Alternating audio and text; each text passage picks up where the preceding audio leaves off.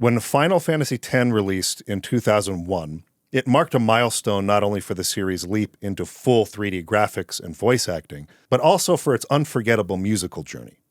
The soundtrack, composed primarily by Nobuo Uematsu with contributions from Masashi Hamauzu and Junya Nakano, stands as a landmark in the Final Fantasy legacy, a sonic tapestry that both honored tradition and pushed boundaries.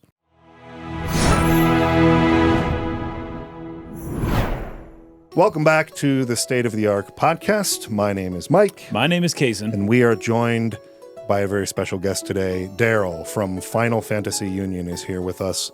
We're recording 2 episodes with Daryl today, the introduction to our Final Fantasy IX podcast series, and then also this video talking about our thoughts on the music of Final Fantasy X.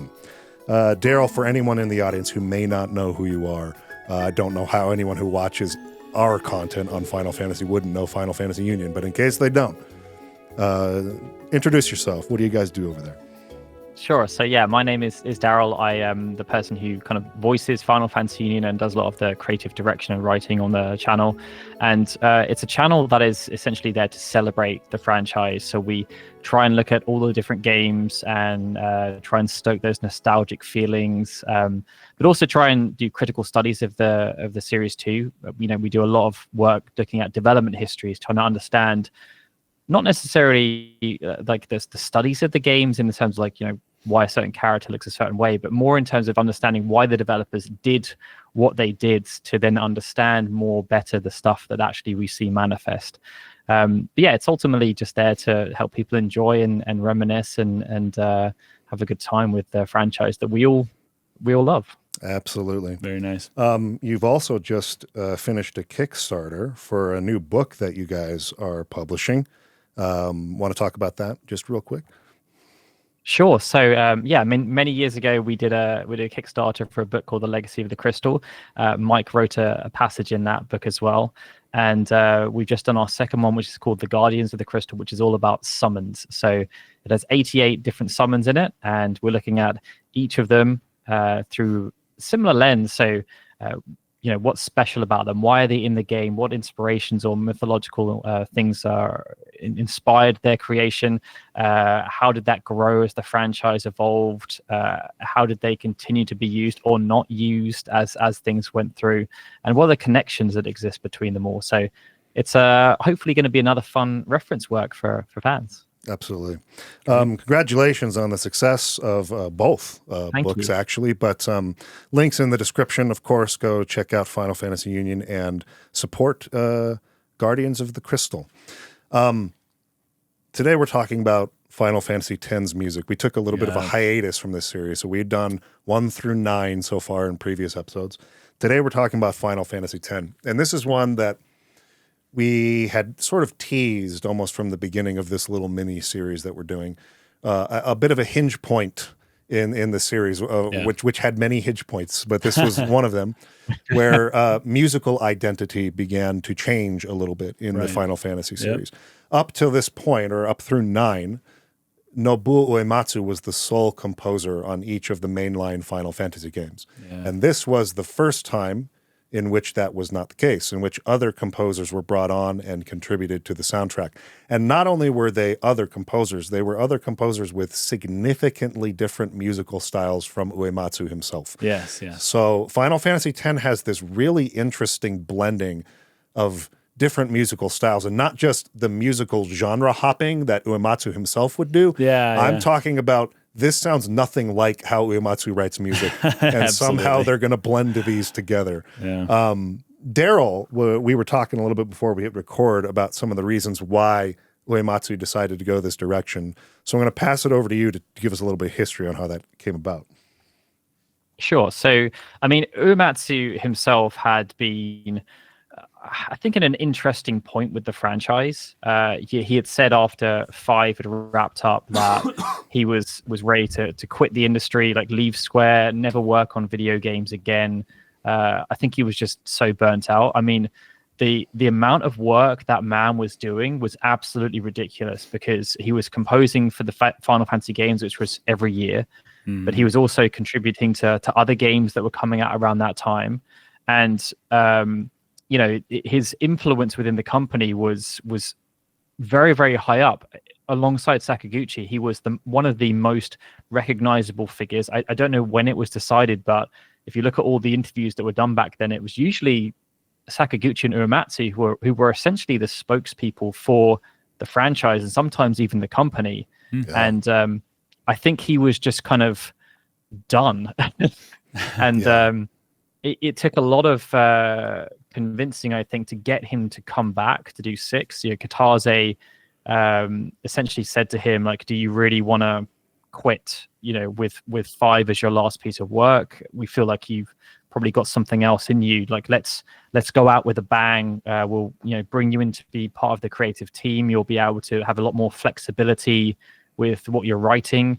And I think, anyone who has heard the Final Fantasy VI soundtrack can see the result of that, because you have things like Dancing Mad, which that conceptually was like nowhere. No one would have ever thought that would exist if you looked at his previous stuff. Yeah, it came out of nowhere. There was a lot. Yeah, like he like really like went into what it was that he wanted to be as a composer. All his influences came out. And then, that kind of re-inspired him to stick with things. But he also started to explore. So he was working on Front Mission Gun Hazard, and he happens to work on that franchise with Junja Nakano and Masashi Hamwazu. And he also got to work, with Mitsuda on Chrono Trigger. Like, he was working with lots of different composers around that time. And he was also, I think, in a weird way, expected to, like, he was like their boss. So he was supervising a lot of these other composers too. He was like, whereas Sakaguchi was promoted to be executive producer and was supervising all of these other games that were being made, like Front Missions of the world, Uematsu was the same from a musical perspective, to make sure that all the other composers were doing things that were of a good enough standard. Right. And like, he was managed to convince to stick up with Final Fantasy. He worked through 7 through 9, but then the demands of 9, I think, was another point that was very similar to 6, where he poured so much into that I think he was just kind of broken afterwards. It was a very different type of soundtrack as well. They had to do a whole second album with the Plus album, which was all of the kind of cinematic tracks that he worked on. There were a lot more orchestral arrangements that he worked on with Shiro Hamaguchi.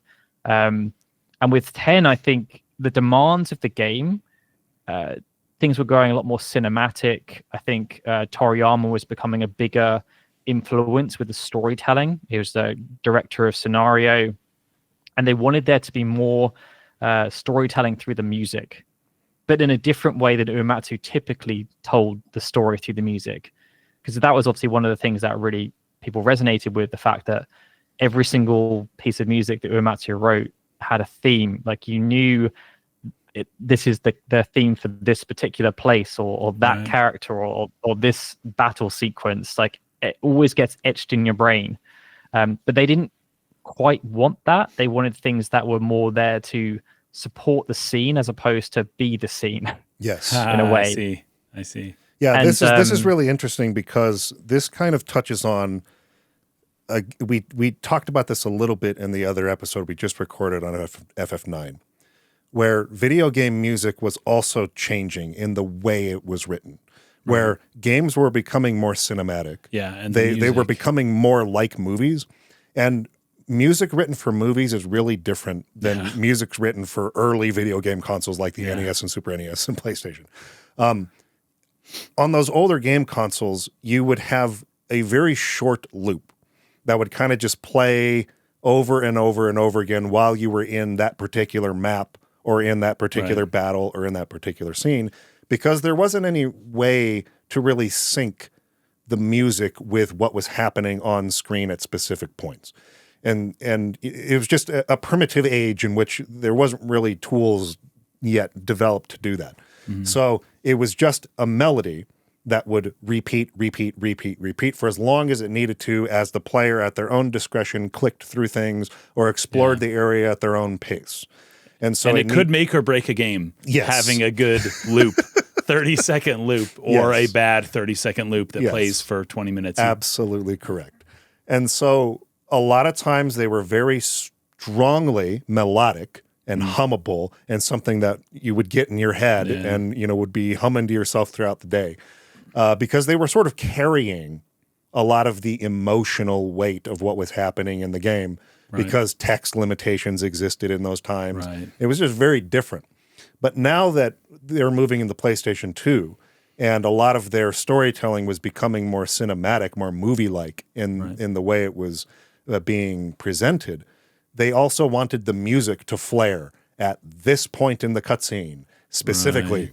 And as someone who has done a little bit of that style of composing for videos and things like that throughout my career, that's kind of a really difficult challenge. You have to really work with your BPM and sort of mix it up and change it so that your downbeats hit on the impactful moments. So you have the right flare or the right drum roll or whatever leading up to that exact moment. And so you have to have a locked cut of the scene that does not change. So that's the hope anyway. So that's not always what happens in film production. Sometimes they'll send you another cut and it screws up your whole freaking composition. You got to freaking start over. But the point is you get this click track that's getting you on downbeats to the right moments. And so you set that up first, then you write your music to the scene. This would have been around the first time that Uematsu would have been approached to write music in that way versus the traditional way, which is write a hummable loop that will just kind of play over and over throughout the scene. So anyway, go ahead, Daryl. I was just wanted to add that. No, I think that's like really good context to add in there, because I mean, obviously he had been doing it a little bit with 8, and then 9 was more, but I think 9 just was such he wrote hundreds of tracks for that game. Some of them just never used, and I think there was the quote that he said that when he first started working on the game with Ito, they'd agreed that he was only going to write like 30 tracks or 40 tracks, and then he ended up doing like 200 because like they just needed more and they needed more, and they tried to make it so that it was very cinematic, but also with the Uematsu flair in terms of, okay, well, we're going to do this particular scene and Garnet's in it, so we're going to have her leitmotif present, but it's going to be in a slightly different format than we previously used for this sequence or this repeating one over here. But I think it just really took a lot out of him. And obviously he'd worked with Nakano and Hamwazu before on Front Mission, and thought, okay, well, I still want to work on the soundtrack. I think I've still got a lot to give, but I also, doing that other compositional work is going to demotivate me. It's going to kind of sap me of my creativity, but I know it's necessary. So why don't I just pull in these other guys to work on those kind of tracks that they are more suited to doing, and we can each work on our own specific things. And I think, you see it in so many other areas as well. I mean, it was the first soundtrack that Uematsu didn't do the prelude for. He delegated that out to someone else on the soundtrack. That's right. Called, I believe Hamauzu did it on this one. So like he was very pragmatic about, like, or not precious. He just kind of was like, we'll make this work. I'll work on the things that I actually want to do, and then the stuff that I don't want to do, you guys can take care of that. Essentially, I'll just kind of direct you, and we'll be fine. Yeah. I think I can't remember which interview this came from. I think I read it in one of our previous episodes in this miniseries we're doing, but he talked about how bad the pay was at Square. Oh yeah. And how there was a certain point where he was going to have to get like a second job to like make ends meet while doing full-time composing for Final Fantasy games, where writing a song a day. I mean, just the ridiculous number of tracks he was writing in such a short space. These games were developed in like a year and a half tops. And like tons of pressure.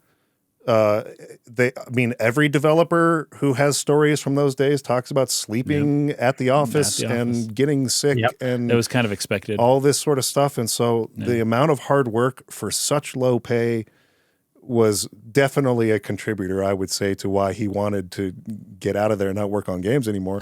But that ended up changing as we kind of moved into this time. The pay got better. In particular, his pay got better. Yes, well, that's a good point. He was doing tours, and his music was well loved. His pay got better. Go ahead. His liner notes that he writes in his albums are always absolutely hilarious. If you ever get the chance to read those, he talks like very candidly about how much he hates his life and how he's writing this message at 4 a.m. in the morning because he wasn't allowed to leave the office. My gosh. Yeah, it was. I mean, working conditions were not ideal. I mean, we can't really shy away from that as much as we love the games. But it did get better as we're moving into kind of this era of the series development history. And so, that being said, he handpicked, as Daryl alluded to, these other composers who had worked with before, who had very different styles from him. And his reason for doing it is because he felt like they can write things that I can't. They have a gift, I guess, a very specific way they approach their music that is so different from mine that I can't really do that style as well as they can, and I would like them to be able to come in and add or contribute that style to this soundtrack. And so with Final Fantasy X, you get this really interesting blend of very different styles. And I've talked about this at length in other places, other episodes, but for those who haven't seen that in the past, you can really tell the difference between an Uematsu track and a Hamauzu track in particular. Totally. Based on how melodic and in particular, almost plucky and with fast attack transients, bum, bum, bum, bum, bum, bum, bum, bum, bum, these kind of like bouncy, plucky melodies that Nobuo Uematsu had really sort of cemented as his signature kind of style. He does that a lot. Whereas it doesn't take a long time for Uematsu's tracks to get going either. No. But I've noticed for the other two composers, like they're slowly building layers, and it takes a minute before you're like into the actual melody of the song. And it's like, whoa, it's crazy. And Uematsu just goes right off the bat almost every time. Hamauzu in particular uses very wide soundscapes. He's got these very slow pads and big strings, and it just gives this very ethereal kind of like feel to it. And it's just sort of like filling your ears and your head with this texture that he then kind of has a sort of maybe subtle repeating kind of beat underneath that with an instrument. Dun, dun, dun, dun, dun, dun, dun, dun, dun. That's sort of like filled in with these big soundscapes. If you've played Final Fantasy 13 or listened to that soundtrack, he composed that game, and that's very, very evident in that one as a different musical flavor from what Final Fantasy typically was when Uematsu was composing. Right. You'll also hear it in a lot of other games that he's worked on, like The Alliance Alive and others like that. He's got a very distinct style, which I like a lot. It's just very different from Uematsu's style. And it was interesting to see the way that they went about kind of blending these styles together. Okay, the Splendid Performance. The Splendid Performance is one track from Final Fantasy X that is very Hamauzu. Right? Like you hear that and it's like, okay, that's like Hamauzu's style. You hear that and then you go compare that to like Final Fantasy 13 songs and it's like, oh yeah, that's the same guy. There you go. Right? Versus Uematsu's style, which is mainly used for like character themes, whether it's Yuna or Titus or whatever, right? Though there are some tracks like I think Besaid, which is done by Hamauzu. Besaid, it was Hamauzu, and I was surprised. Much more melodic and much more similar maybe to what you would expect from Uematsu. Yeah. So it's not like they're incapable of, stepping outside of maybe the typical flavor, but there is a certain sound I think that each has that recognizable. Okay, anything else about how the game was composed or their thought process behind it or anything like that, or should we just jump into some tracks?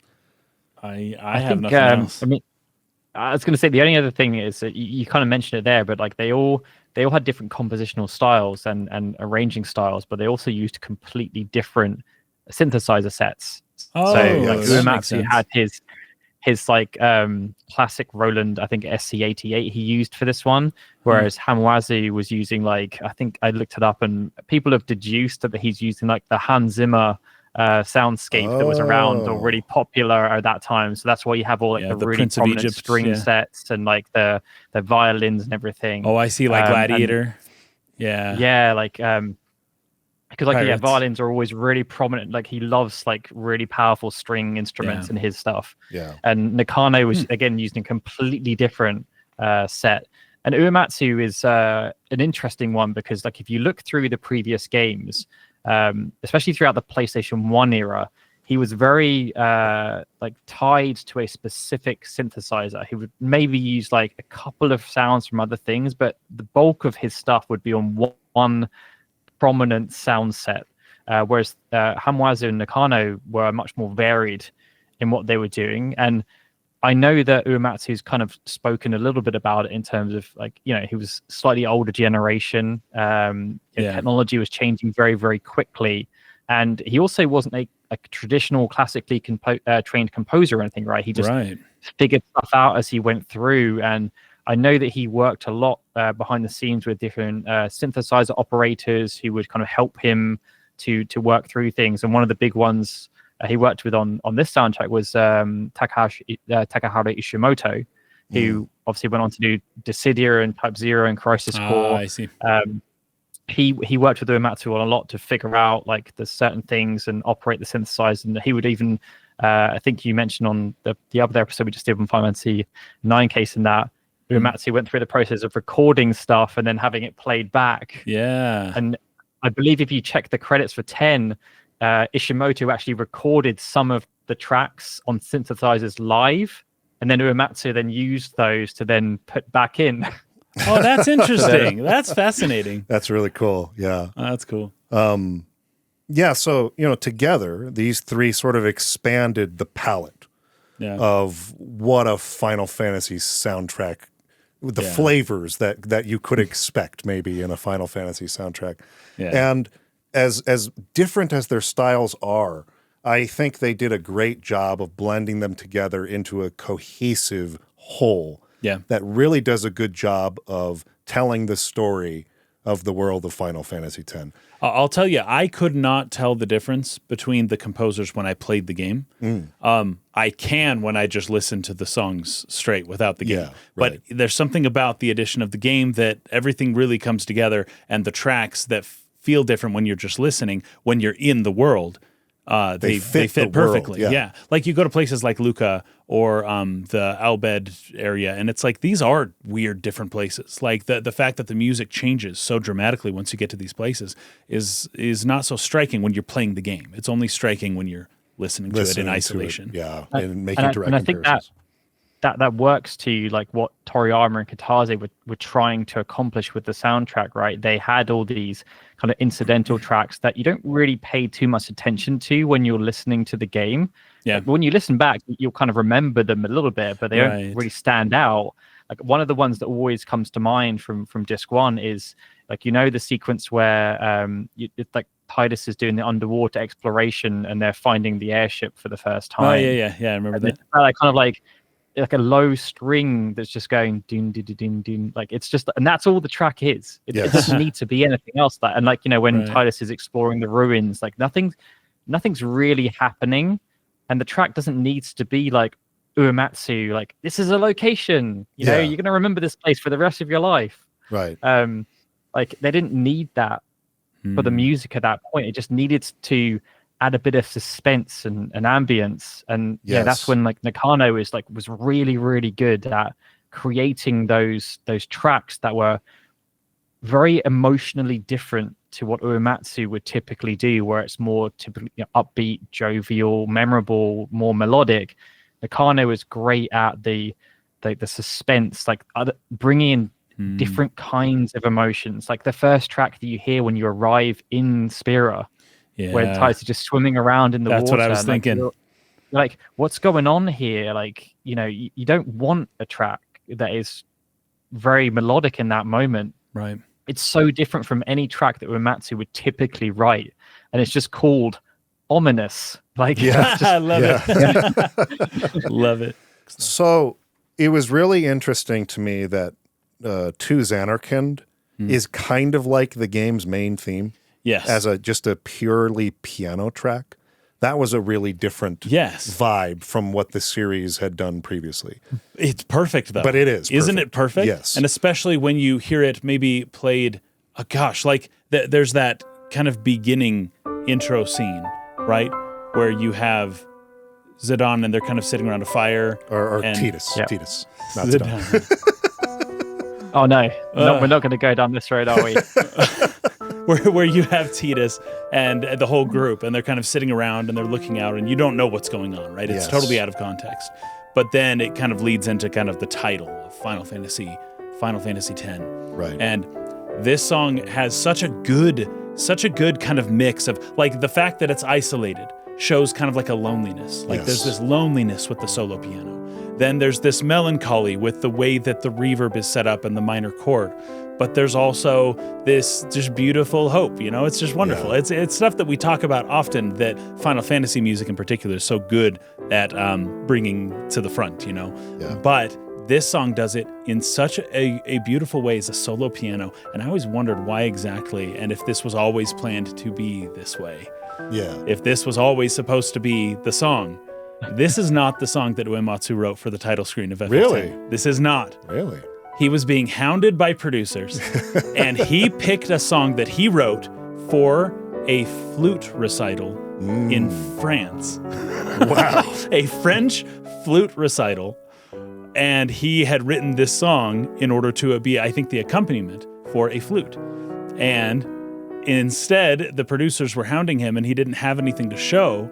And he just kind of, the way he puts it, he says, I humbly or meagerly offered up this song as, and they loved it. He said that as soon as they plugged it in and it went, and they were like, this is perfect. This is the song for the game.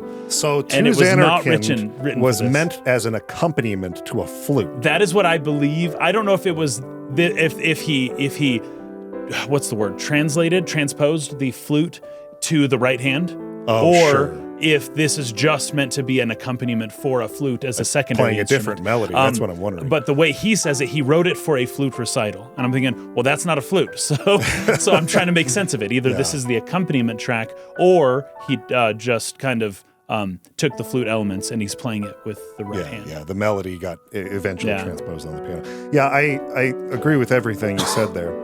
And there is something really bittersweet about this piece that is a perfect sort of foundation, a sort of expectation setter for what this story is going to feel like where we're going emotionally with this.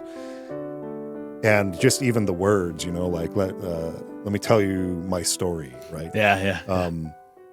It's just iconic. It's amazing. And I think it's the perfect piece to sort of lead the game with. So I love it. That's a really, really fun story. And especially, too, as he kind of drops into a monologue, let me tell you my story. Yeah. Like the solo piano is the right instrument choice, or maybe even a solo violin, depending on what's happening, or a flute. A French flute, depending on what's going on. But the solo instrument is perfect because all of a sudden we're in Tidus's head. Yeah. And it's like, I say Tidus, guys, come on, just be okay with it. That's how they said it in other things. I can say Tidus. It's how the guy who voiced the character says it's supposed to be said. Yes. Well, when I first played this game, it was actually in Japanese audio with English text. Yeah. And I heard Tidus, and I was like, that's just what I heard. That's how the name sounds to me. Right? Yeah. But if you want to go with Tidus, that's totally cool. That's totally cool. It's totally cool. I don't hate you. I don't hate you. All right. Any other tracks you guys want to talk about next? Where should we move from here? I think Tidus theme.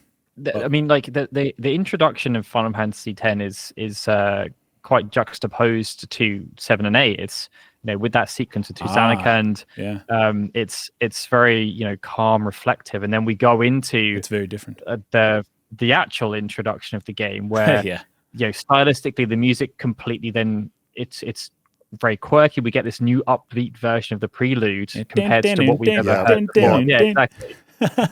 It's really different. And then, like, you know, we have not long after that, we go into this like hardcore metal track. Yeah, dude, Otherworld. So high octane to like underscore this intense blitzball match that's happening. We have no idea what's really going on. and then all of a sudden everything goes completely wrong. Yeah, and this song is perfect for that. It's perfect. Yeah. Like it was so intense. I remember I watched on a demo disc. I'd watched this sequence before, like maybe 6 months before, and just being blown away by the fidelity, because it just started with like Titus sitting there, like, you know, just serenely on the side of the pool, essentially the side of the sphere, and it's very calm, and then all of a sudden that you see the crowds, everything lights up, and then this music just starts pumping, and then like it's so hardcore, and it was so un-Uematsu, but also perfectly Uematsu at the same time. Yeah. Like if you've been following his journey to just live his prog rock fantasy. Yeah, exactly. Like, he's always wanted to do rock music. Yeah, exactly. And just like the vocals was just absolutely perfect as well. But it was just so unlike anything that they'd really done in the franchise before, especially like coming from 9, where everything was very nice and medieval and orchestral, and then we're suddenly like hardcore metal with screamo. And you know what's funny? Because have you ever heard the Black Mages version of this song? I don't think I have. Okay, the singing is different, right? Now I like the rock part is dope, right? It's the same. It's the same old song. It's so good. But they have a woman who sings the vocals. I have not heard this. It's crazy. She's very eloquent. She is. However, the song hits different when you can actually tell what they're saying. And I am so glad that the vocals were masked in this gruff voice that has kind of a distortion effect on it. Yeah. And even during the parts where it slows down and you got that bridge kind of playing a little bit, and Auron starts walking out to meet this tidal wave force that's about to swallow the whole land. And he's whispering. The singer is just like, oh, what you want to do? I don't even know what he's saying. It doesn't matter. It is so cool. Like, you still have the energy of heavy metal, even when it quiets down, because all of a sudden the singer starts whispering in this way that just makes the hair on your arm stand up. You know, this is the most exciting intro sequence. It is so much fun. And the music's a big part of that. And this song is just perfect. Yeah, definitely unexpected. This is nothing like in terms of, again, that palette I'm talking about. Yeah. This is nothing like any other Final Fantasy track I'd ever heard before this. And so it was definitely abrupt, like, whoa, like this is different. But I think also very fitting for the scene and the world and everything like that. So this is a great one. I had Tidus theme as well. Tidus theme is really cool. This theme gets played in different variations all throughout the game. Yeah, leitmotifs. With different instruments and different leitmotifs. And it takes a little bit to get going, but there's a little bit of an intro with looks like some brass, some horns, kind of some wide strings, and you get that kind of plucky acoustic guitar, which is very Uematsu in terms of how he likes to write melodies. Here it comes right here.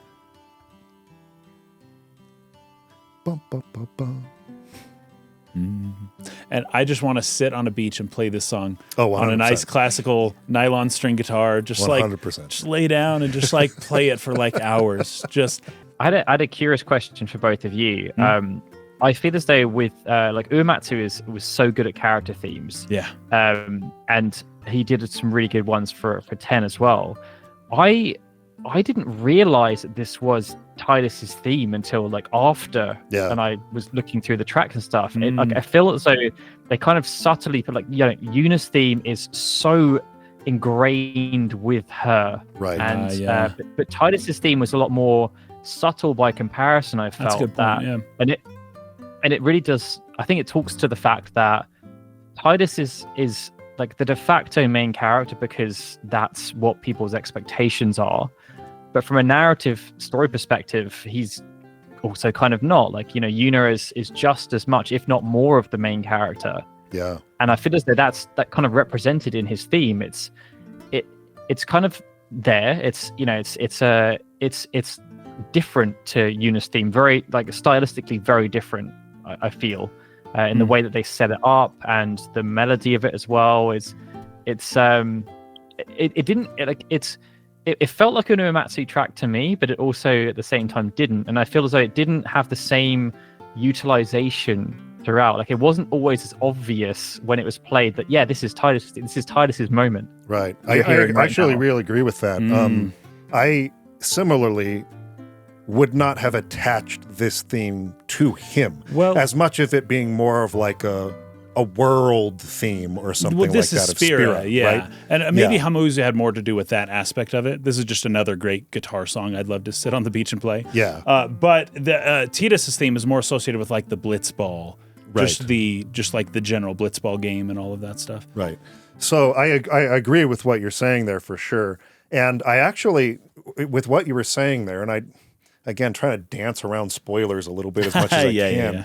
But I do think that there's an element here where having it a bit more vague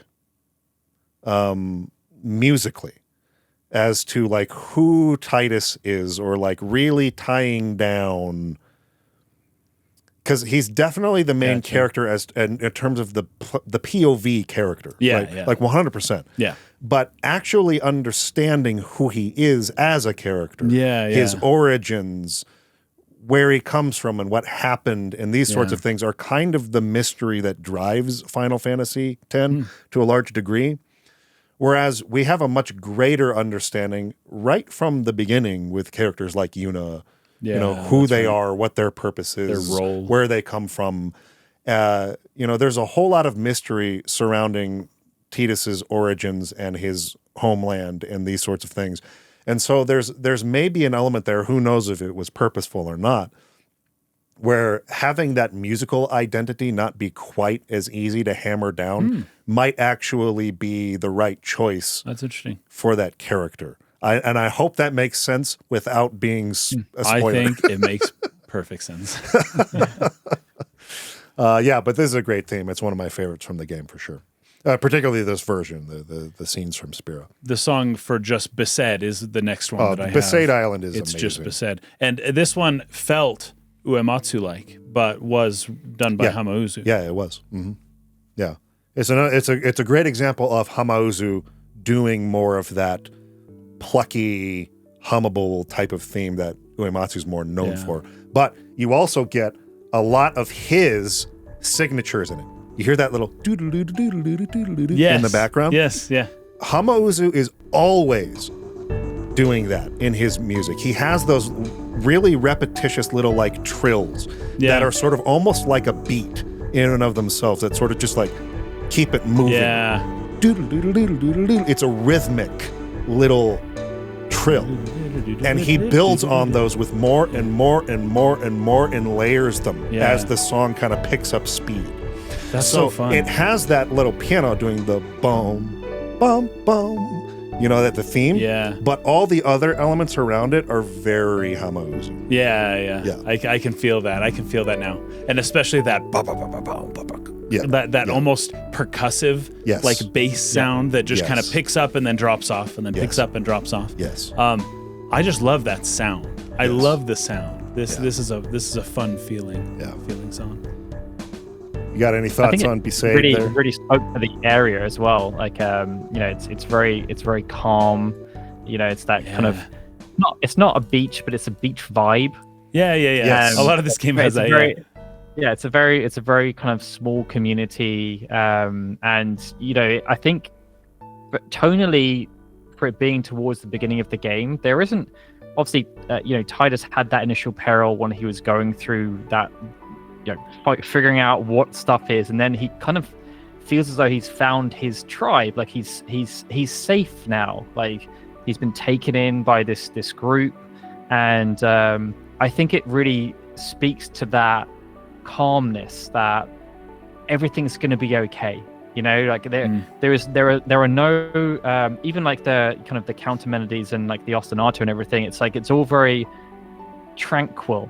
There's no like there's no sharp sounds or anything like that. And even the instruments you use are very warm. Yes. They're very that calming vibe. That, and I think that was really good in terms of setting the tone for what, like, emotionally how you're feeling in that moment. Because you've just had the encounter with Wakka, and you've had like the kind of blitzball-y fun themes playing and everything, and then you come back and everyone's like, oh, everyone loves each other here, we're all best friends, and we're gonna take care of you, don't worry, everything's gonna be fine. And I think it just really, really has that kind of peace out, guys. Yeah, we're gonna be great. It's just... I think it's also really interesting that the typical music, or I guess I should say instruments, you would typically sort of associate with a beach. He's not using. He's using a piano and like a lot of synth. Yeah, that's true. It's like electronic music with a piano. Huh. It's not those nylon guitars and some of that more tropical percussion. It's really interesting how he accomplishes. You immediately feel beach with this, but then you really start thinking about it. Actually, no, like that. None of those things are associated with beach music at all. But it's just like the somehow, feeling of a beach. Somehow he gets that across. But there really is something. It's because they were working in Hawaii. Oh wait, no, that was nine. That's the other. Wrong game. Wrong game. Dang it. Anyway, it's a great piece. One of the best from the game for sure. Let's see. What should we go next? Men Who Live for Blitz. Is that above or below? Yeah, right one above. Okay, here it is. Men Who Live for Blitz. I just loved it. I don't know why this makes me think of Men of the Sea from Xenogears, but no, it's not that. Oh, this is a good one. It's just once again, Tidus is... Yeah, it's a leitmotif on that thing. Yeah, for sure. Yeah. Like you said, he is sort of, or I guess they are sort of associating Tidus with Blitzball. Because this is right when he meets. This is when he meets Wakka, right? So like right when they first meet up. Yeah, I suppose and the guys are the Besaid Aurochs are kind of doing their practice on the beach, and then Tidus kind of shows his skills and like, whoa, dude, like you're way good. So they're kind of mixing his theme in with that Blitzball vibe, so they're definitely making an association there. Which is hilarious, though. Oh gosh, never mind. I actually can't say this. Spoiler? I can't. I just can't. We could put a spoiler tag if you want. Nah. Okay. All right. We'll avoid. Let's see. What should we move to next? Unless you got more thoughts on that. I think. No. Yeah, I mean, obviously we touched around it a little bit, but obviously before that we have like that juxtaposition where these tracks are more like Tidus is feeling comfortable, right? Yes. So we've got his theme kind of being subtly intermixed with stuff. But again, like when I was playing it, I didn't really associate it with Tidus. It's more like Blitzball and like the community kind of things. Then that whole passage before that, which is where he's going through Barge essentially. You have these much more perilous themes that are very, very ominous. There's lots of uncertainty in there, and that was very much like Nakano's thing. Right. That was a lot of the work that he did was throughout that prior passage.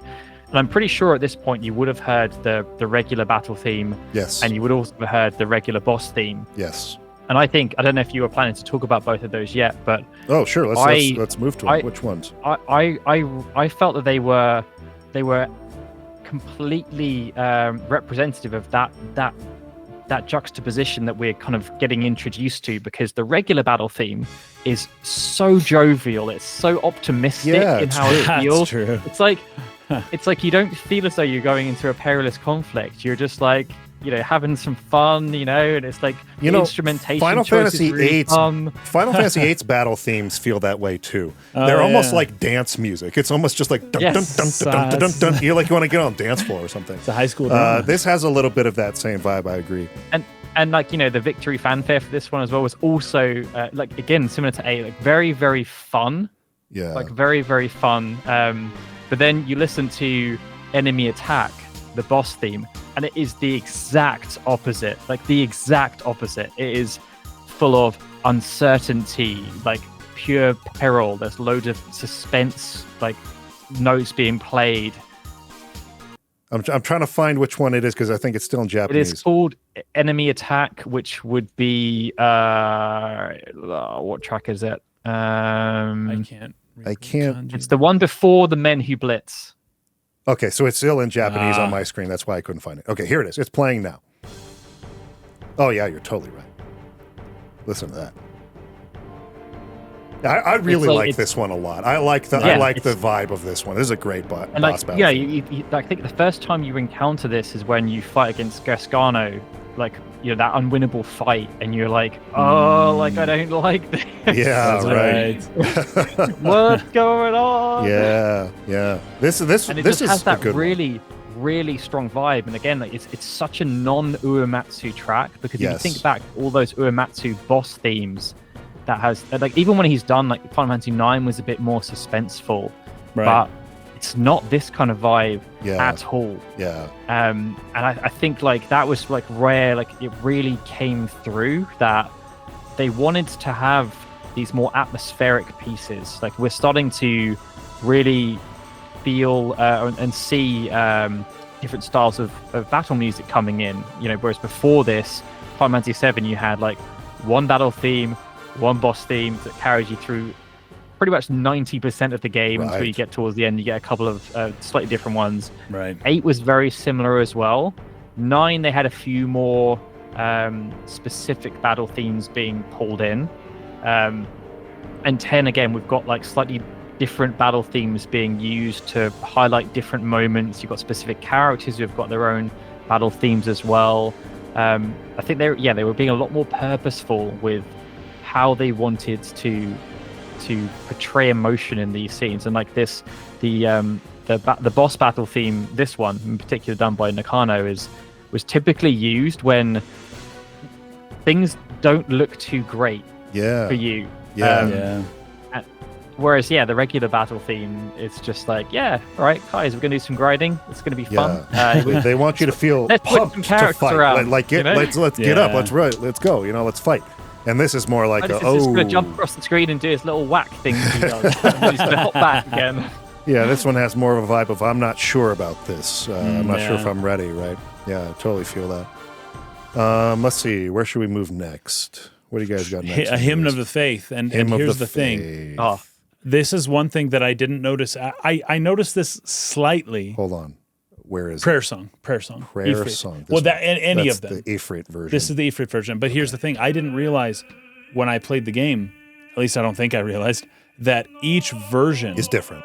For each temple. Yeah. So there's like 8 different versions of the Song of the Faith in this album, in the OST. And each one has its own flavor that I find utterly fascinating. So there's one where there's a woman and she is singing high pitch, but with no vibrato. And it's a very interesting sound compared to sometimes there's a whole choir, sometimes it's a solo man, sometimes it's a solo woman. It's really interesting how they do all this. And I really do like the song. Yeah, really recognizable. Let's see if I can pull up another version of that real quick. So it'll probably be called Prayer Song. Again. It's got a real seriousness to it. I think we go from Besaid, and it's kind of like, again, it's like Tidus's journey, really. He's learning, and we're learning through the music as well, and the tone of the music, because we've gone through Besaid. He's met his Blitzball buds, and everything is going to be fine. And then he doesn't really know too much about this temple thing that people are talking about. But that everyone respects. And he goes in there, and it's very serious. The music sets the tone very, very quickly. And he's kind of confused about, like, suddenly he's being introduced to these rules that, like, don't really make too much sense. Like, why is no one worried about the fact that things don't seem to be going to plan? Like, why aren't I allowed to go in and check up on this? Like, what is this? And I think it sets the tone, but also, as you were saying, Kason, it does, like, when you venture from temple to temple, it helps you to understand a bit more about the environment that temple is in, obviously the Aeon that it's associated with as well. And there's like such good, like, subtle thematic elements that kind of carry it through. And obviously, like, towards the end, the way they use the hymn as well then has a much bigger context too. I think it was like it's such good narrative storytelling in a way that I don't think that the pre-10 soundtracks had in the same way. Mm-hmm. I don't know if you agree with that in terms of, like, how well they're constantly changing styles to match how Tidus might be feeling in that moment. It's not so much about like it's obviously like matching the environment and everything, but I feel as though it's like an emotional journey for him as well, and obviously you as the player, because you are Tidus by proxy. Right. Yeah, I like that. I think what I like the most about this particular hymn and the different ways in which they kind of use it throughout is what it sets up is this taboo, this world full of taboos that he has no education in and immediately feels the need to challenge them. And that isn't that interesting? That's who he is. Like that's like his He's role a bruiser in the journey with Yuna, like his role within that the group of guardians is to help her do what nobody else in Spira could help her do, right? Which is rethink the entire premise upon which the pilgrimage is founded on. Yeah. Like, hold on. You do what now? Why? Why do you do it this way? It's the type of things that they would never question otherwise. Yeah. And it is so important in, I think, a lot of the thematic undertones of Final Fantasy X, which some people would argue are anti-religious. I don't think that's true. I think what they are is anti-theocratic. Oh, sure. And mostly just pushing you to rethink things that maybe you haven't ever thought of before. Challenge yourself in the areas where you've never thought to challenge yourself before.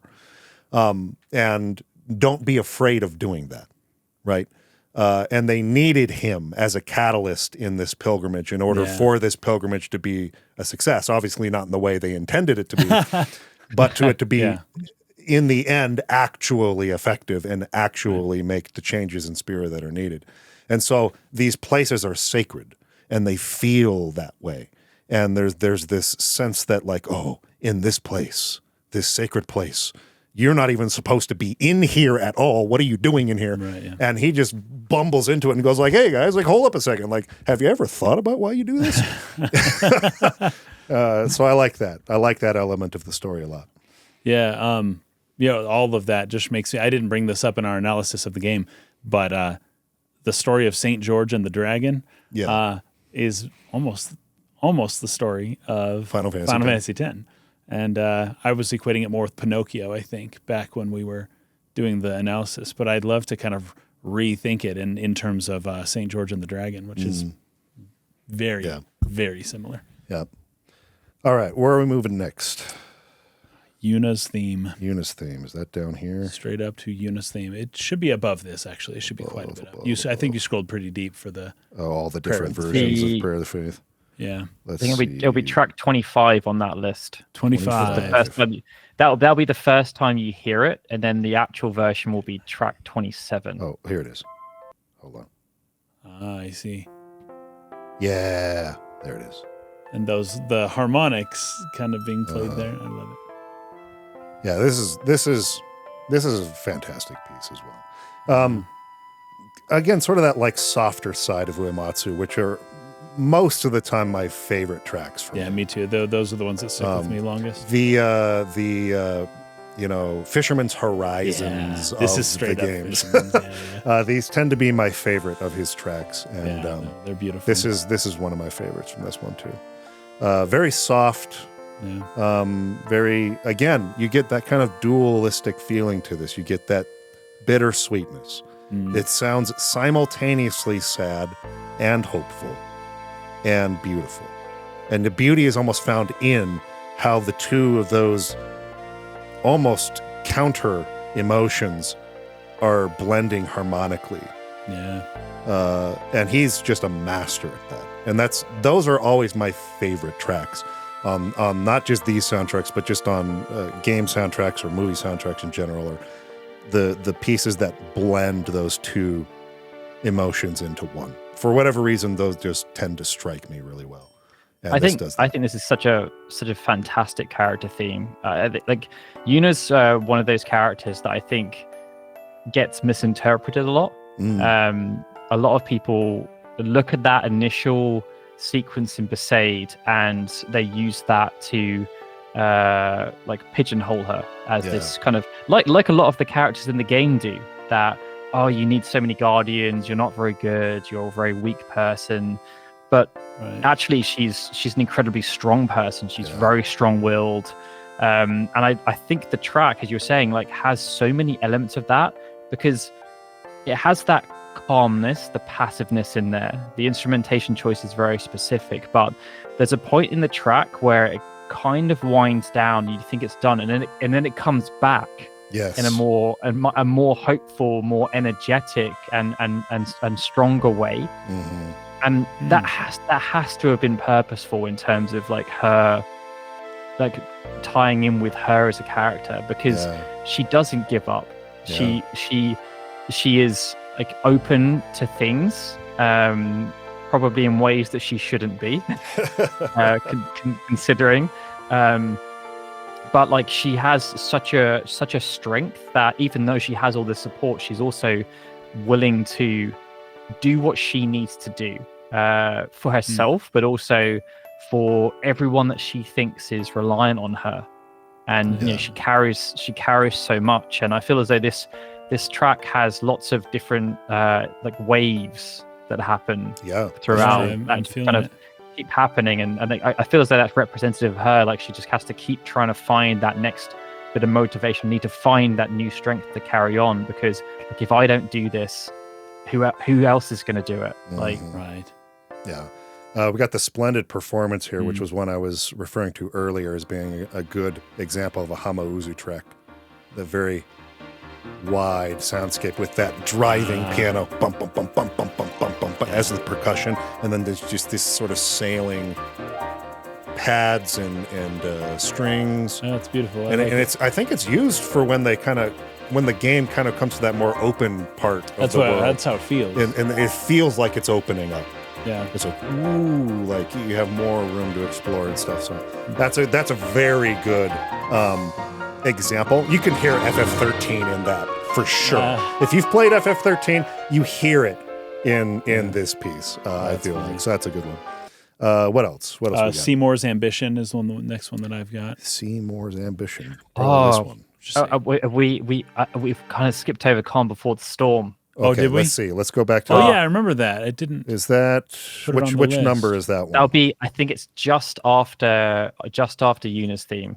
Oh, okay. So we're talking like about two after. There it is. Calm Before the Storm, number 29. 29. There it is.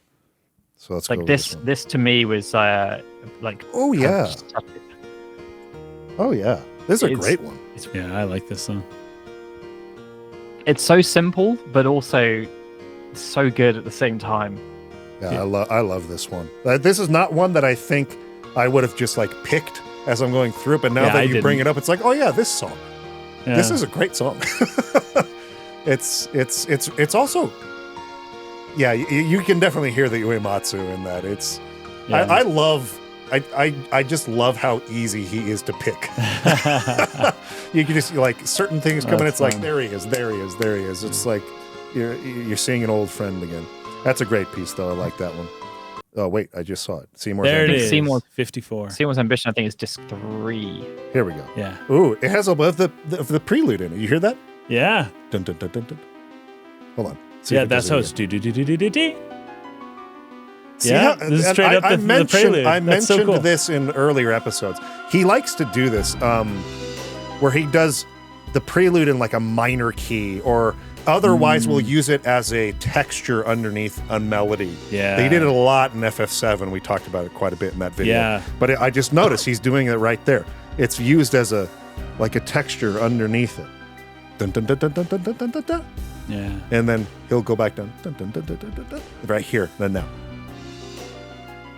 It's underneath, though. It's underneath that melody. Yeah, this was for Final Fantasy IX, but Hiroyuki Ito, in the interview that he did in the Ultimania, kind of at the end of that magazine, he talks a little bit about how the music is what makes Final Fantasy so unique, and to make it feel really what it is. Yeah. He says that his favorite song is the Prelude theme. Yes. And he says that what he wants people, as they're playing the game, he wants people to be thinking about the Prelude theme as they're like playing the game. Like that's the song that should, encapsulate this whole game, right? Yeah. And the fact that Uematsu likes to use it at various points throughout the game as kind of a texture is perfect with what Ito was saying. That like we want people to be reminded of that because that's the mysterious feeling that this whole game evokes. That's the identity of the series. That's the melody that will be used throughout in different places to tie these sort of different games together or remind you this is Final Fantasy you're playing. Kind of in a really subtle way, right? So I really like that. That's nice. Love it.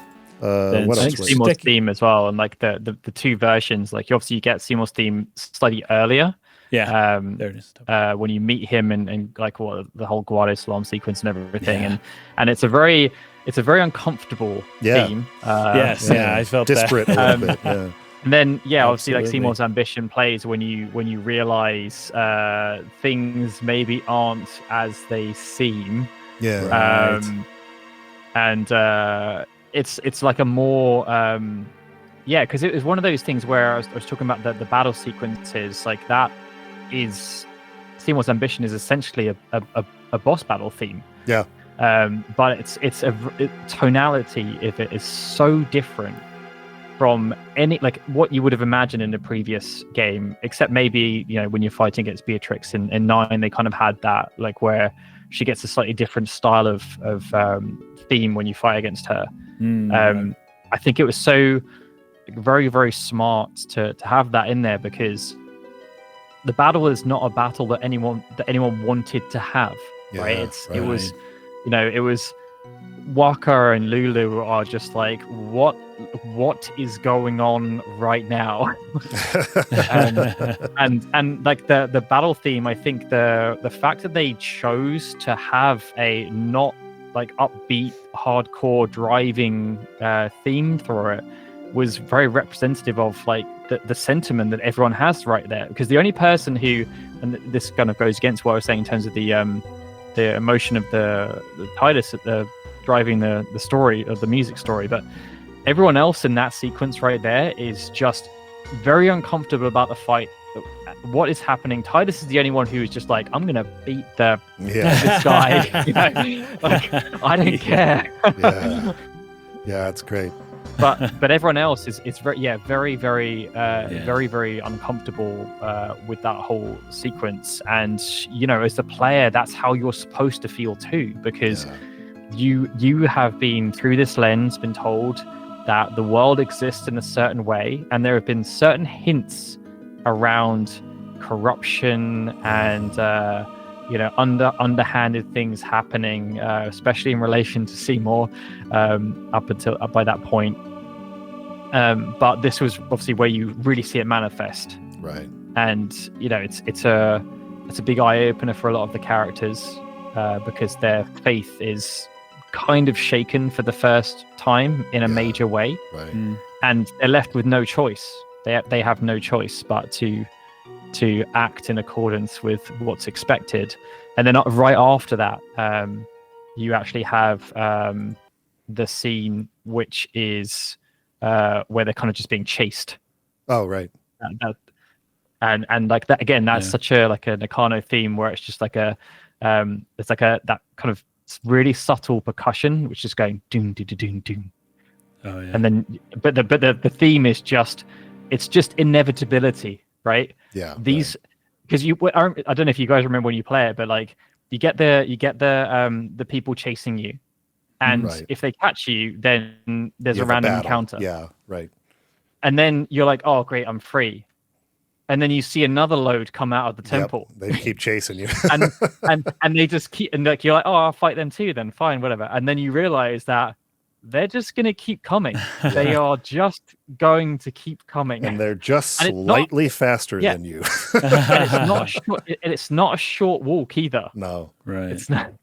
Yeah, it just keeps going and keeps going. Yeah. That's a really memorable part. That's kind of like right around the halfway point of the game, I think, is that part where you're getting chased out by those guys.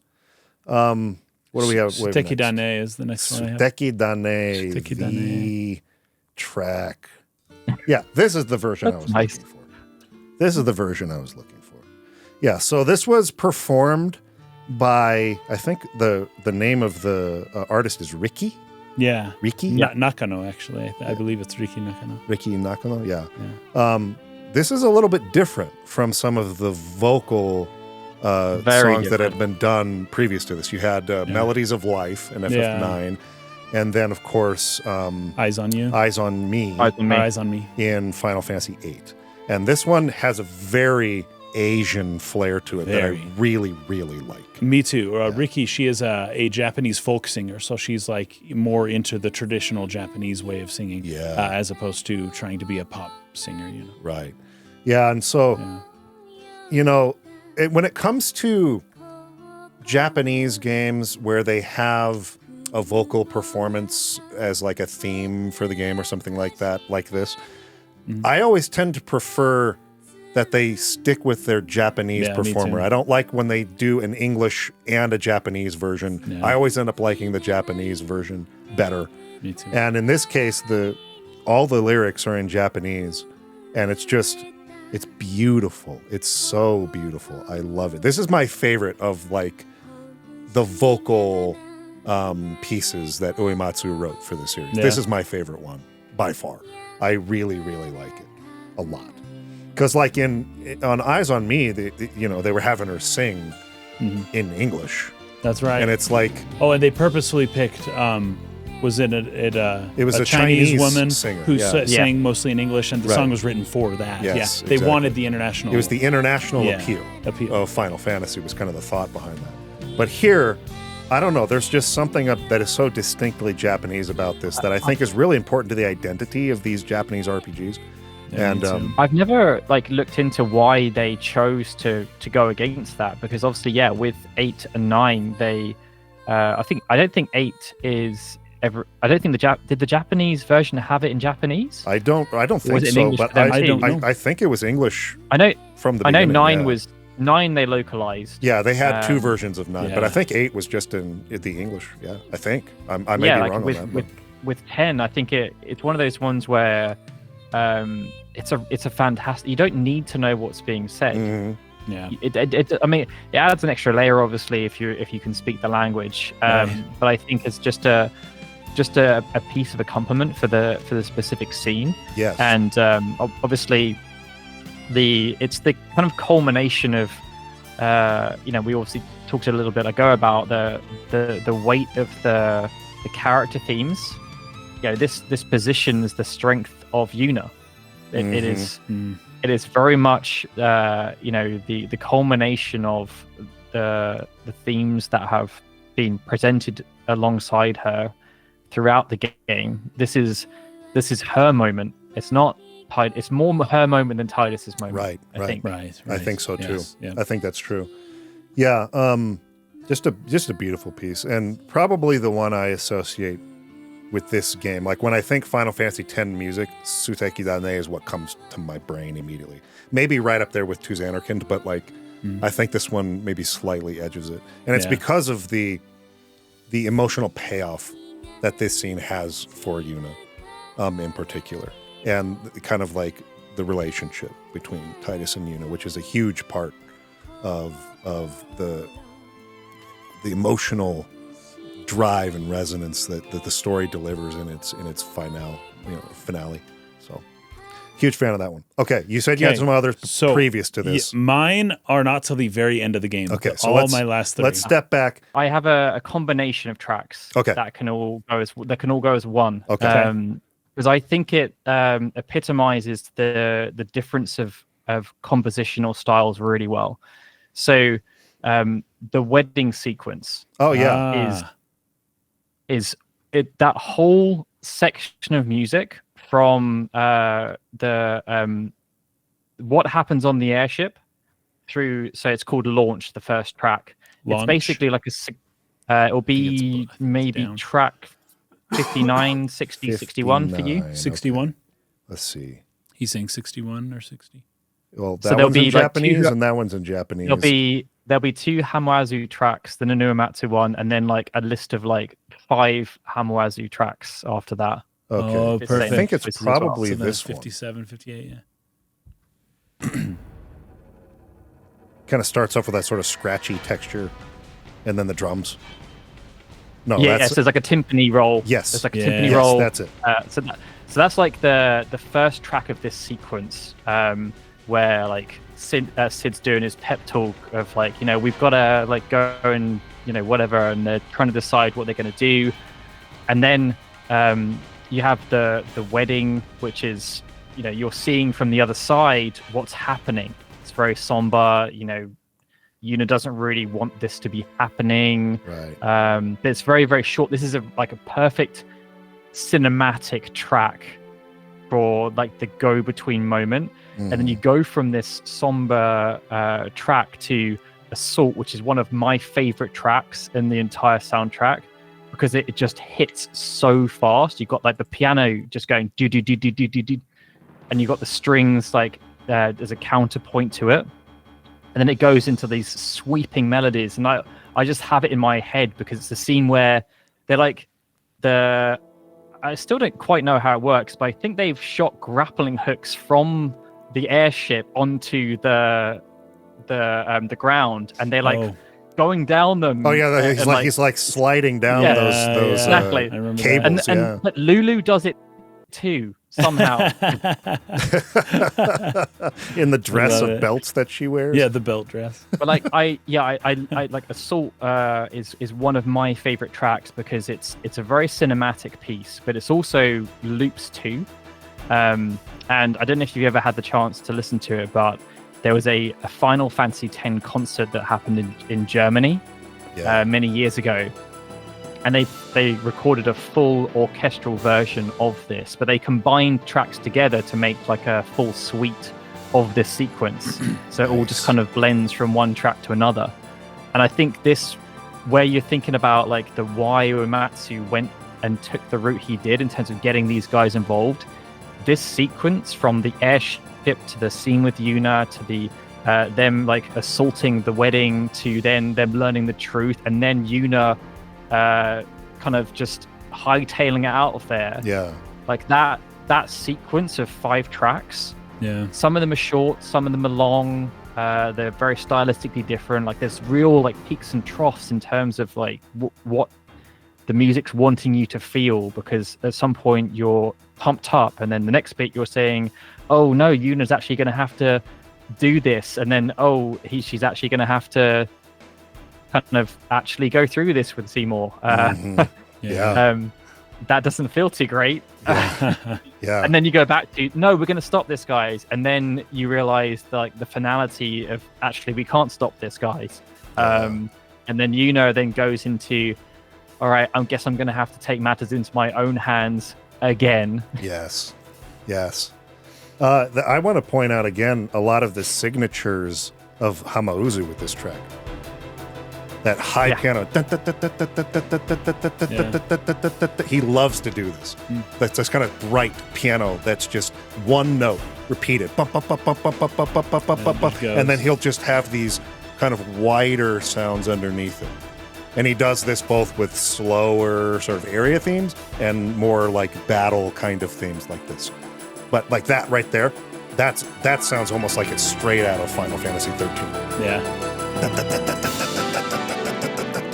He loves to do that. So that's cool. Another signature. That happens about like 25 seconds into that track is just like the development from that kind of high pitch to it just then goes into like sweeping strings, and it's just so majestic is I think the only way I can really describe it. Yeah. And then it has a very quick tonal shift again, and then it's looping around really quickly, and then you're back there again. And like I think it's one of my favorite tracks. And then like the bookend is you go back to Uematsu again with the consequences of Via Purifico. Via Purifico, yeah.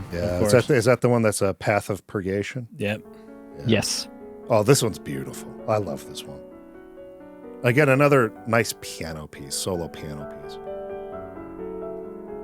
which he does really well. This actually sounds a little bit like a Final Fantasy IX track I'm thinking of. I'm associating with Kuja for some reason. I can't remember the name of the track right now, but yeah, this is a very beautiful piece. A little bit haunting. Yeah.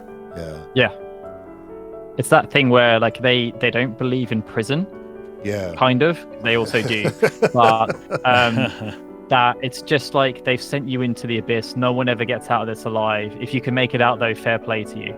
You know, right. Like, Then the gods, the gods were on your side. Like how confident that they are that no one's ever going to make it out. Yeah. But in case you do, we've also got a failsafe in there. Yeah. Yes. Yeah. Good stuff. All right, Kason, what's your next one? A Dream Ends Someday. Which number is that? So it'll be basically at the very end. A Dream Ends Someday. So give me a sec. Is that going to be? It could be a fleeting dream. I think it's sometimes called, right? Okay, sure. A dream that will end someday. That's it. A dream that will end someday. Here it is. Got it. All right, it's starting now. Oh yeah, this is a Teki Dane leitmotif. Yeah, it is. But it's just beautiful, and I love it. Oh, too good. I also have the final battle, and ending theme. So those will be at the very end here. So there's ending theme. So final battle. Probably. Yeah, I would have. There it is. Seymour. It's just Seymour battle. Seymour. My tracks are very similar. So I've got this track. Servants of the Mountain or People of the North. Okay, the People of the North. Also, I think, and this is going to be a controversial statement. I think it's the only track on the remastered soundtrack that is better than the original. Ah, oh, really? Now I can't remember that particular track. Oh, this one's great. While this is playing, maybe we should touch really quickly on the HD remastered version of the soundtrack and why it doesn't work for a lot of people. And I don't want to linger on this, but I just think it's an interesting thing when talking about re-releases of games, art preservation. How much do you change? How much do you try to remain faithful? What value is there in giving a different experience from the original? Now, this is obviously not a remake of Final Fantasy X, it's a re-release sort of a thing, remaster. But there's something about older game music, particularly before the HD era of games, where they were almost always using fully orchestral soundtracks for big AAA games and stuff like that, or at least high fidelity in terms of the recordings they can do, where there was something very percussive about MIDI and those types of tools that they were using to compose and the synthesizers they were using that gave a lot of the music a very percussive element, a very short attack transients and things like that. Square tones. Yeah, whereas analog instruments, you get a lot more of that sort of openness, a lot of maybe reverb, and if you're trying to mimic, the a space in which it's being recorded, if you want it to sound like it's in a big concert hall or something like that. And it becomes a lot more difficult to mix when you got sound bouncing around all over the place from a lot of different music to get really distinct in terms of and this is becoming, I think, a more common trend now in composing for film, where a lot of the libraries, when they record them for composers to use, they'll get really close to the instrument with the mic, right up on it. So you can get all the sounds of the fingers moving across the fretboards, or just all the little tiny details. Whereas traditionally, maybe you have your mics way up in the concert hall, and so you're not getting those really fine details. And so I feel like the Final Fantasy X remastered soundtrack tends to sound bigger, but loses a lot of those finer details and percussive elements. And so that's, I think, its main problem, even though the compositions are otherwise pretty similar. It's just losing a lot of that drive and that you get from the hard, fast attack transients and super detailed, close feeling to the music, rather than that wide, far kind of positioning. The mixing I think is the main issue that people have with it. They changed the importance of certain instruments. They've moved some things from the back of the mix to the front of the mix for some reason. One of the other tracks on this disc that a lot of people highlight is Challenge. The fight against, I'm not going to say for spoiler reasons, but I think that was one of the ones where in the HD remaster, it just didn't feel right. Yeah. And it wasn't through anything other than the mixing. It just the percussive elements that were there in the original version were just so perfect in terms of where they were in the mix, and then when they changed it, the piece lost the balance, and it didn't have the same weight. It didn't have that same, like, we've talked a lot about the emotion that these tracks drove in you when you listen to them. It lost that emotional context, I think, and it removed it from the scene. Yeah, it just didn't feel the same. Yeah, I agree with all of that for the most part, but I do agree with you in that there are one or two pieces on the HD remaster that I do like better in the new soundtrack versus the old. But primarily for the most part, I prefer the original. So People of Far North. What else? It was just Final Battle and Ending Theme were the last two. Okay, should we go to Ending Theme, or do you have one more there, Daryl, that you'd like us to touch on? We can gloss over it, but I think Seymour Battle, a lot of people feel is it's a really good. I don't like battle music. This really just in general? Just in general, it's not the kind of music I like to listen to. No, I'm not. This is cool.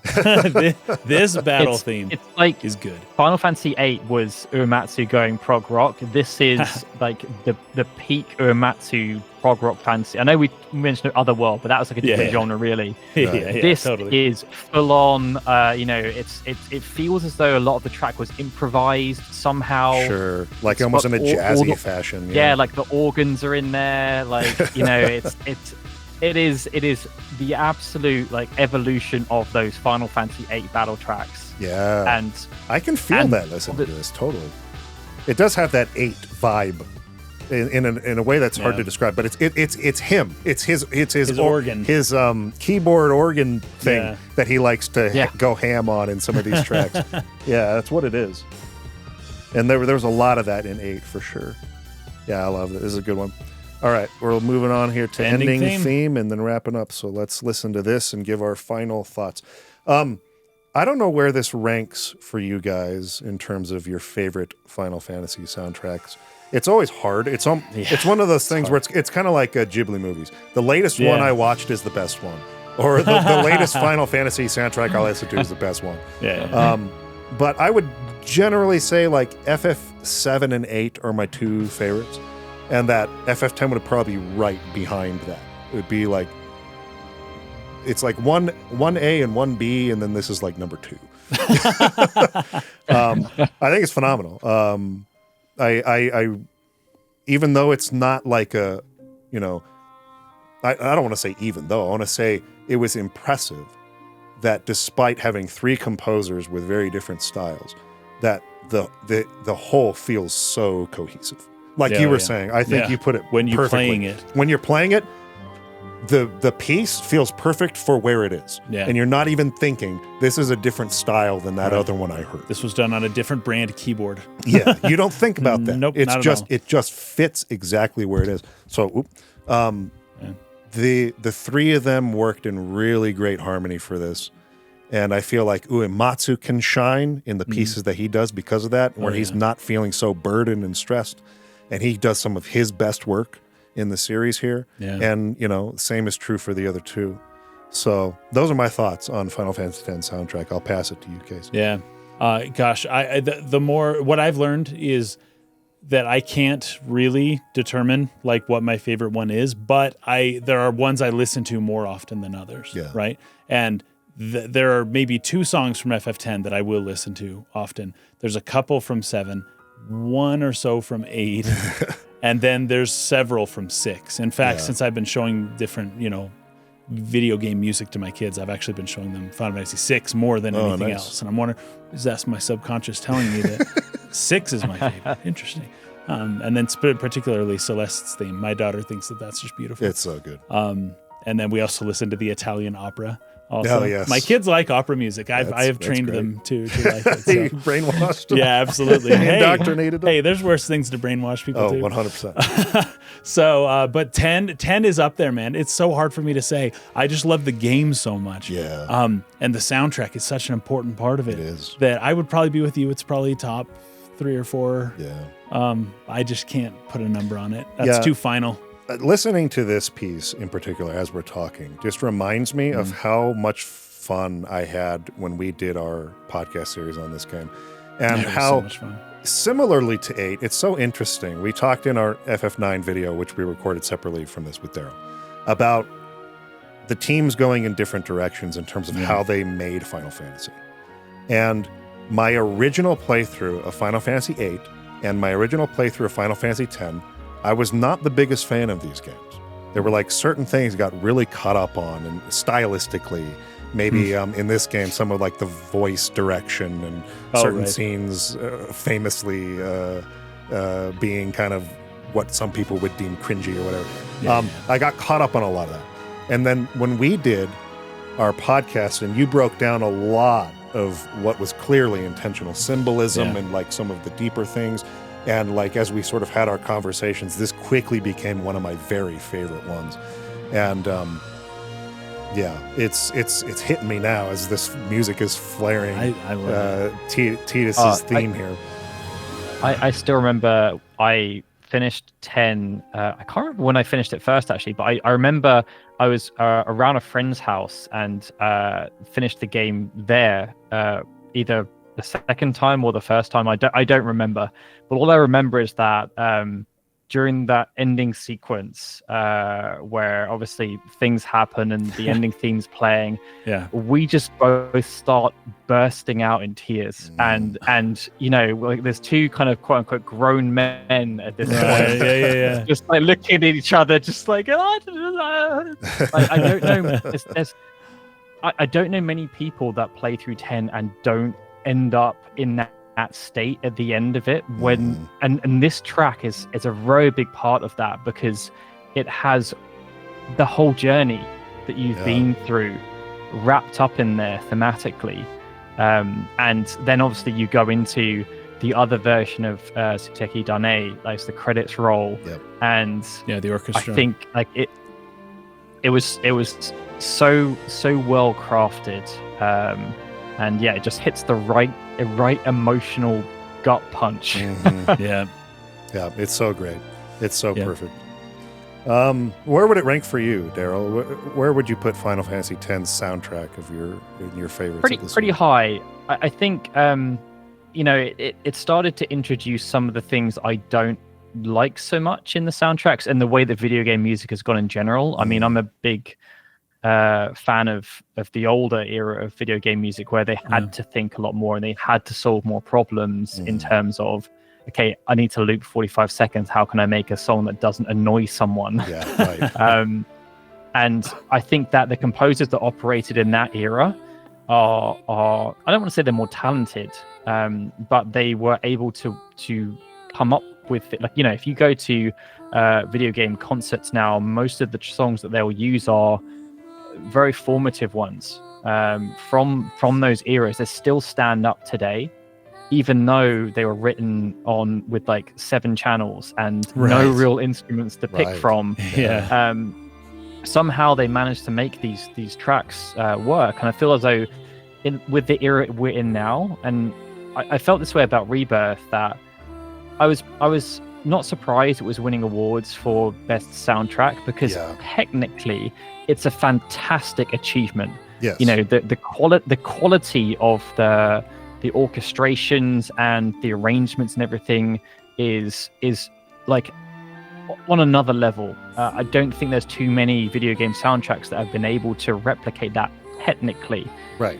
But it's also kind of soulless at the same time. And I feel as though 10, with the introduction of like Nakano and Hamwazu in some regards as well, and 13 has it, 12 has it a lot. There's a lot more kind of incidental ambient tracks in there that are there more for narrative purposes than for soundtrack purposes. Sure. And like with 7 and 7 especially, and 8 as well. I think 8 is probably my favorite soundtrack. It's okay, maybe. Eight is really something. It's so But those are tracks where you can go, and even 10 to a degree, you can go through there, and the majority of the tracks, I'm happy to listen to. Yeah. Right, they just don't miss. Whereas with 10, it starts to be where there are certain tracks where you're like, oh, I'll skip that one, thanks. Like, there's not really anything that happens here. It doesn't really have too much of a purpose. Sure. And I feel as though it's not detrimental to the soundtrack. It's detrimental, in terms of its relevance to the game, but it's detrimental to it as a soundtrack for independent listening. Right. I think it becomes a bit harder to do that. But I do have some interesting statistics here for you. Let's hear it. So I don't know if I'm ever going to do anything with this, but 6 months-ish ago, I started mining Spotify. Okay. To see what actually how people feel about soundtracks, and I was surprised to see that Final Fantasy X was the most played soundtrack. Wow, really? That Square Enix have ever uploaded. Wow. More than 7. That's crazy. And also the tracks that did well on 10 were way higher. Like Tazanakand is by far the most popular track. Surpasses One Winged Angel without even batting an eyelid. Wow. See, what was that flute recital? What? Like, I want to know more about that flute recital. Why were you like trying to try out for a flute? Like, why do you even have a song for a flute recital? Yeah. Well, if we ever talk to Uematsu, this is song? the number one freaking question we're going to ask him. I know that around that time he was, because I think trying to get out of the boredom, he was doing like independent albums to like try and stoke the. I think this album was like Phantasmagoria or something. Phantasmagoria. Is an album. Very nice. Yeah. But Otherworld is like the second most popular track on the soundtrack. Typically, when you look at where people gravitate towards, it's the battle music, because it's something that they can. It's very cyclical, right? It's got that kind of repetitive driving beat behind it, and I wonder people if that's good while people are working or something. Yeah, like they want to get pumped up, hyped, those kind of things, and also. They're generally the highest, like the most emotional moments in a game. Like you remember how many times you listen to Still More Fighting in Final Fantasy VII when you're in a tense moment, and it's just kind of like the guitar's like going crazy and everything. That's true. True. And especially in the earlier games where there was like 2 battle themes throughout the entire thing, people really resonate. Like and like Clash on the Big Bridge is one of the most huge iconic tunes. So people typically go towards that, but with 10, they didn't so much. So I mean, the most popular tracks are Tazanakand, Otherworld, Besaid is really high up. Besaid's actually higher than Suteki Dane, which is crazy. That's interesting. Wow. Yeah, that's cool. That's very interesting. And then you had Fleeting Dream is high up. Wandering, the track just before that, where it's kind of just like a really calm chord that just progresses, and then Fight with Seymour is then kind of like the first battle theme, really low down in the pecking order. Wow. Whereas if you go to like Final Fantasy VII, like One Winged Angel is by far like the highest up there, and I think that's really interesting in terms of like how it worked with that soundtrack. I mean, like you think of 8, like Man with a Machine Gun, everyone absolutely loves that. Force Your Way, people love those tracks. But with 10, it's a very different sentiment. I think that it's actually embodied by the fact that with 10, the ending battle theme, no one can really tell you what it is, right? It's just... That's a good point. I love the song, but I couldn't. Nobody talks about it. Nobody talks about it at all. And in the way that they would with One Winged Angel or Dancing Mad or something like that. That's a good point, I mean, the Ultimecia, like you've got like the 4 tracks in that one. And even like Huja's theme, even with Necron, people don't particularly vibe with Necron, but everyone remembers the battle music from Necron. Yeah. Huh. And this is different. That's very, very interesting. That's something that I have to like think on that more. Yeah. Like, what was it about the music of this game that vibed with people in a different way, or the tracks they remembered were different in nature from other games in the series. And then I, who typically don't love battle music, that was the one that I was like, this is one, I found one that I really like. That's great. Well, Daryl, thank you for joining us for this. This has been a pleasure. No problem. It's been a pleasure. It's been an absolute pleasure. We need to do more collaborations in the future for sure. Yeah. I'm glad to have finally talked with you, not in person, but face-to-face, sort of. Face-to-face. Screen to screen. So we appreciate you. Go check out Final Fantasy Union. Tons of great FF content there. Yep. Of course, check out Guardians of the Crystal. Is there still a way for people to buy Legacy of the Crystal? Is that still in print? Yes. So we actually had it in the build up to this one that so many people, even though I feel like as though I've shouted about it a lot of people were still, I didn't even know you wrote a book, or I missed out. You didn't do it because enough. like we stopped because we were like self-funding. We did a second run which was self-funded, and we were just kind of gradually selling through those. We ran out. But yeah, we decided to have it so you can buy it in conjunction, so you can buy it's like we planned it, but there's together. 2 light covers. There's two light covers and 2 dark covers. Cool. So yeah, we did it last time, and then this time the light cover is the Shiva variant. So there's like a really cool Shiva graphic on the front, and the dark cover is Bahamut. So there's a big Bahamut graphic on the front. So you can buy those 2 together, and you can get the old book at a discounted rate. Or if you want to buy something else, you can just add on as many copies as you want. That's great. So we'll put links to that. And you can see Mike's face in it. That's true. I am in Legacy of the Crystal. I had a short passage that sort of introduces Final Fantasy Tactics that I wrote a little part for that. So anyway, it was a pleasure having you on. Thank you for joining us. I'm sure we'll do this again. Anyways, guys, thanks for watching. We'll see you next time. Peace.